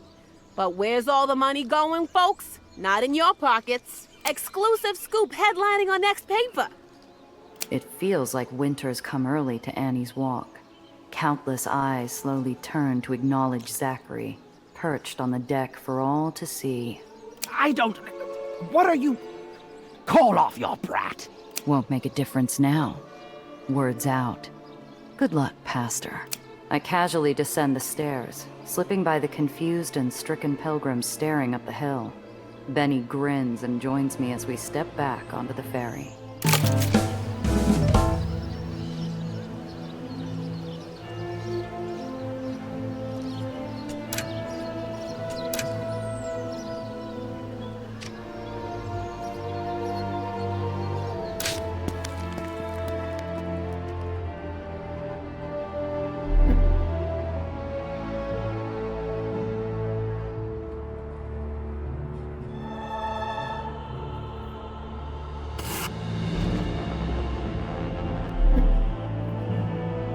I run into a standoff between a protest group and bucketheads. The former pilgrims have blocked off the street while a painter airbrushes a secular mural on the side of a nearby building. While I can't say it's a victimless crime, it's hardly the sort of thing that would concern a baron of the lowers, if that baron were anybody but Annie. Civil unrest means our strategy's working, but I'm trying to continue working behind the curtain. It wouldn't be a good time to get pinched by the authorities.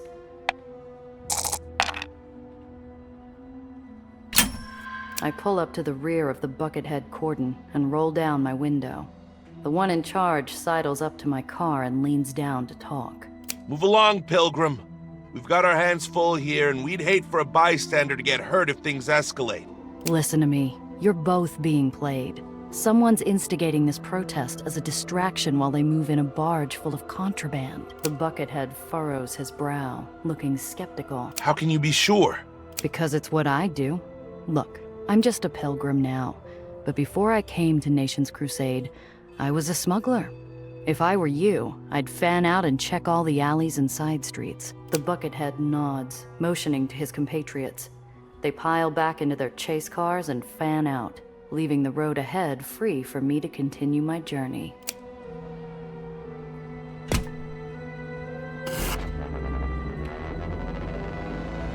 I circle bleachers and overgrown fields like a bee, until I'm drawn to a flower made of colorful paper. The ground around it's ringed by footprints. A group was here recently.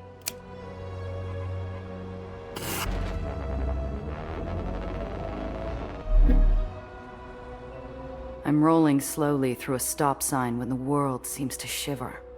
The Aether road suddenly lifts, colliding with my front right fender, and in my peripheral vision, I watch a rotted house bend at the waist.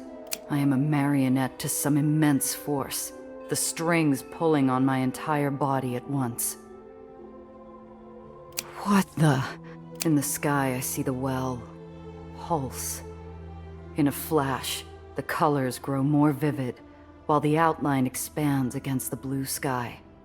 A forgotten island near the rift cracks like an egg, drifting into the well's depths to vanish. I need to get back to the hole, and now. Nellie needs to hear about this. There's no time to lose.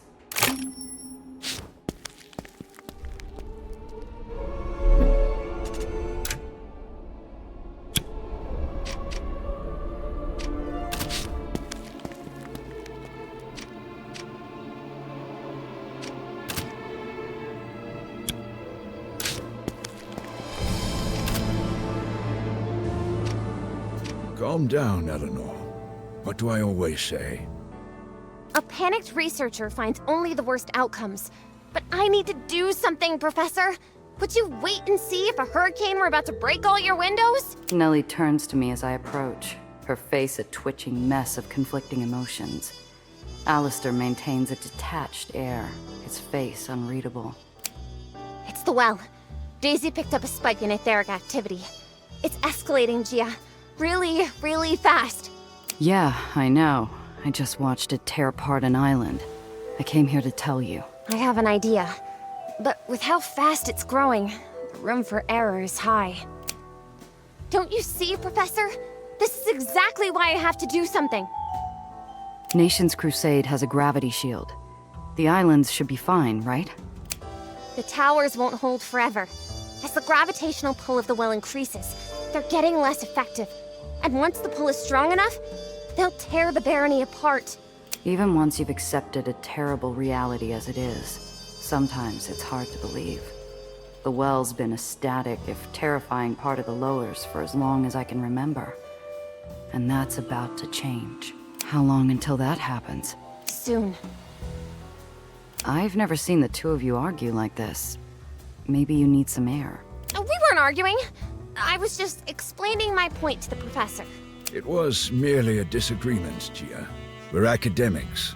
Our field is based on spirited discussion. As Eleanor hasn't started swinging fists at me, we're still in the realm of civility. Professor Gardner, this is no time to joke. I'll take this seriously when you do, my dear. Something? What exactly is this something you need to do? The well's growing fast. Annie still won't negotiate. So, maybe it's time to act. We're doing everything we can. Annie will have to come to the table soon. Gia, Daisy is already mounted onto the truck. We don't need to worry about Annie. We can go right now and activate her in range. We'll just have to be a little closer than I had planned. Nellie, we talked about this. One wrong move at the well and you'll be torn apart before you get a chance to blink. You've seen what it can do to an island. And you're no island. I agree. But if Eleanor's heart is set on this, the least we can do is ensure she is adequately supported. I know Daisy, and I can drive better than most in Olympus Park. I'll make sure she comes back safely. Thank you, Professor. Let's go. Wait a damn minute. Nellie, you run off half-cocked and you're going to wind up vaporized. I can't let you do this when we're so close with Annie. Nellie's face is a hot iron, glowing red from the coals of her fears and desperation colliding. A deep breath cools the fires before she speaks. You're right. We're not ready. I'll try to think of another plan. Now, hold on. Eleanor is right to be concerned. The well is a phenomenon poorly understood. She may not have enough information for a reliable predictive model.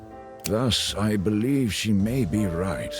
If we neglect to act now, it may be too late to act later.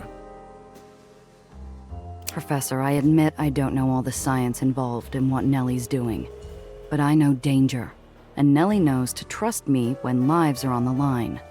A vein in his temple beats a steady rhythm in the quiet lab, though his face keeps an affable calm. I am sure that Eleanor can make her own choices. If she says she's ready, then she's ready. Come along, my dear. Let's prepare the truck. No. Gia is right. We need more time. His jaw moves through several less than academic epithets before returning to neutral. Very well. All right. So we're clear? We stick to the plan. I keep helping the underground to force Annie to the table, and you keep an eye on the well while you work on improving Daisy. Agreed. I've been panicking in part because, well, I'm behind schedule on a number of features. Maybe this is the push I needed. Which features are you behind on? Well, the first several tests came very close to explosive decompression, but I think I have that solved. The biggest problem now that that's solved is shielding to protect us from radiant efflux while the machine is running. It's going to take some time to solve, between design and production. I'm going to get ready for the next mission. It might be the last before Annie comes around. Be careful out there, Gia. Yes? Goodbye for now.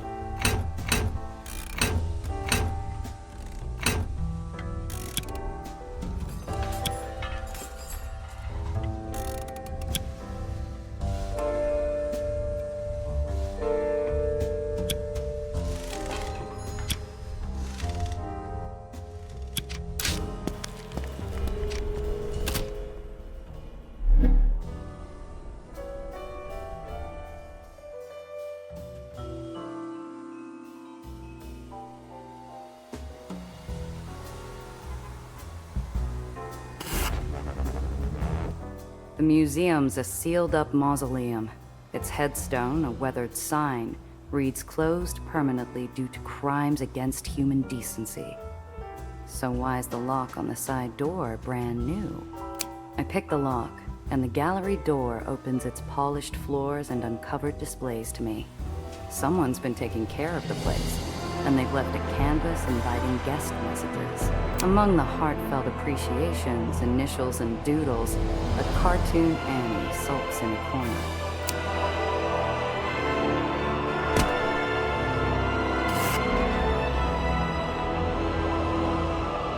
The spotlighted reader boards filled up with names, but I somehow doubt Charity Grissom's short stories of the soul would have headlined during the place's club days. I snoop the stacks of dry reading material and breathe stale air until I find something shiny hidden away in the back room. A projector stocked with bootleg film reels. I'm halfway back to the car when someone calls me out. Excuse me? Are you lost, miss? Yeah, I was looking for something. Must have been somewhere else. The woman's eyes glide from me to my latest search site.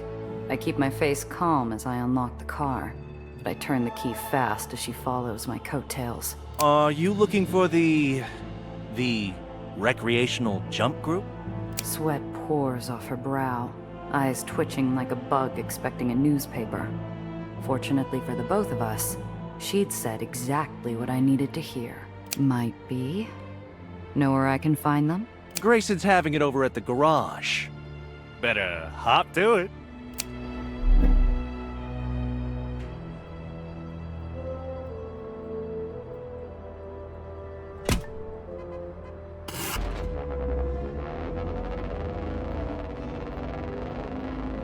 Hey, over here! I spot Benny waving to me from the shade. Between the drawn shutters, the barren front lot, and the sign flipped to closed, the garage was a lonely shack, a blemish on the side of the road to somewhere. Walking up tells a different story.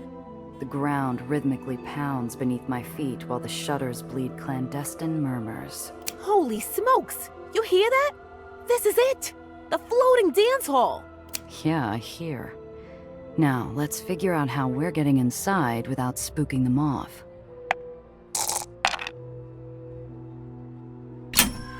A yawning vent rests above the peeling mailbox. I do my best impression of a cat and clamber up, curling my claws into the edge of the vent to pull myself up for a listen. Faint echoes drift through the steel tunnel. Steps bounce along to the tune of a bright trumpet over hoots, hollers, and the occasional cheered name, Grayson. If the party's still going, they're likely expecting people. However, as my knuckles go to rap wood, the shutters go still. Silence rings in my ears. My hand inches towards my piece when the door opens. Hi? Hi. Open for business? No, sorry, ma'am. The garage is closed for building inspection. Try again tomorrow? Inspection, huh? Place don't look so bad to me. In fact, up close, I'd say it looks to be of a respectable quality. It's all on the inside. There are termites, rats, all kinds of unpleasant stuff. But don't be alarmed. We're doing a deep clean to get the garage back in order. You listen to music while you work? Maybe trumpet? What? No. Why would there be a trumpet out here? This isn't any ruby hair or glass cage. And even if it were, there certainly wouldn't be any of that vulgarity going on. Too bad. Whatever I heard could have given the house band at the Glass Cage a run for their money. Might have even had a gig for them. You do? Look, cards on the table. You're Grayson, right? The Joe running the floating dance hall? Yeah, I am. Nice to meet you too. And you are? Gia Rendazzo. And this is Benny. Group we're with wants to hire you for a party. Oh, sure. But how many people you got coming? I got something planned in the tunnels next week. We can get another 5 or so, if they're hip enough to party with Aether nears. Looking for something a lot bigger. Need a community-wide shindig. Something to remind folks around here what it was like to let their hair down. The sooner, the better. Grayson looks at me like I'm talking about moving the moon. He brings himself back to the comfort of Earth with a cough. Wow, dang, that's a lot to drop on a fella. Can't do it? No, it's not that I don't know how, but there are reasons we're partying it up in the middle of nowhere. Nation's Crusade has a ban on any frivolous and morally suspect music.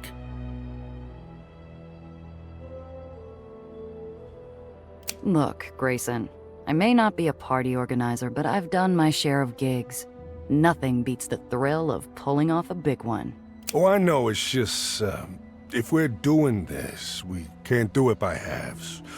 It's gonna have to be a lot of work to hustle through. Might be tough on, someone so young. What, you talking about me? I'm the star reporter for the Crier. I work the streets on the daily. Throwing parties is kid stuff. With every word, every assurance, Grayson's eyes brighten. Seeming distant possibilities move into focus. Well, shoot. Why not? Let's do it. Let's throw NC the biggest bash in memory. I gotta finish up here, but meet me at the records building in Meadowlark. Head for the lower door during after hours.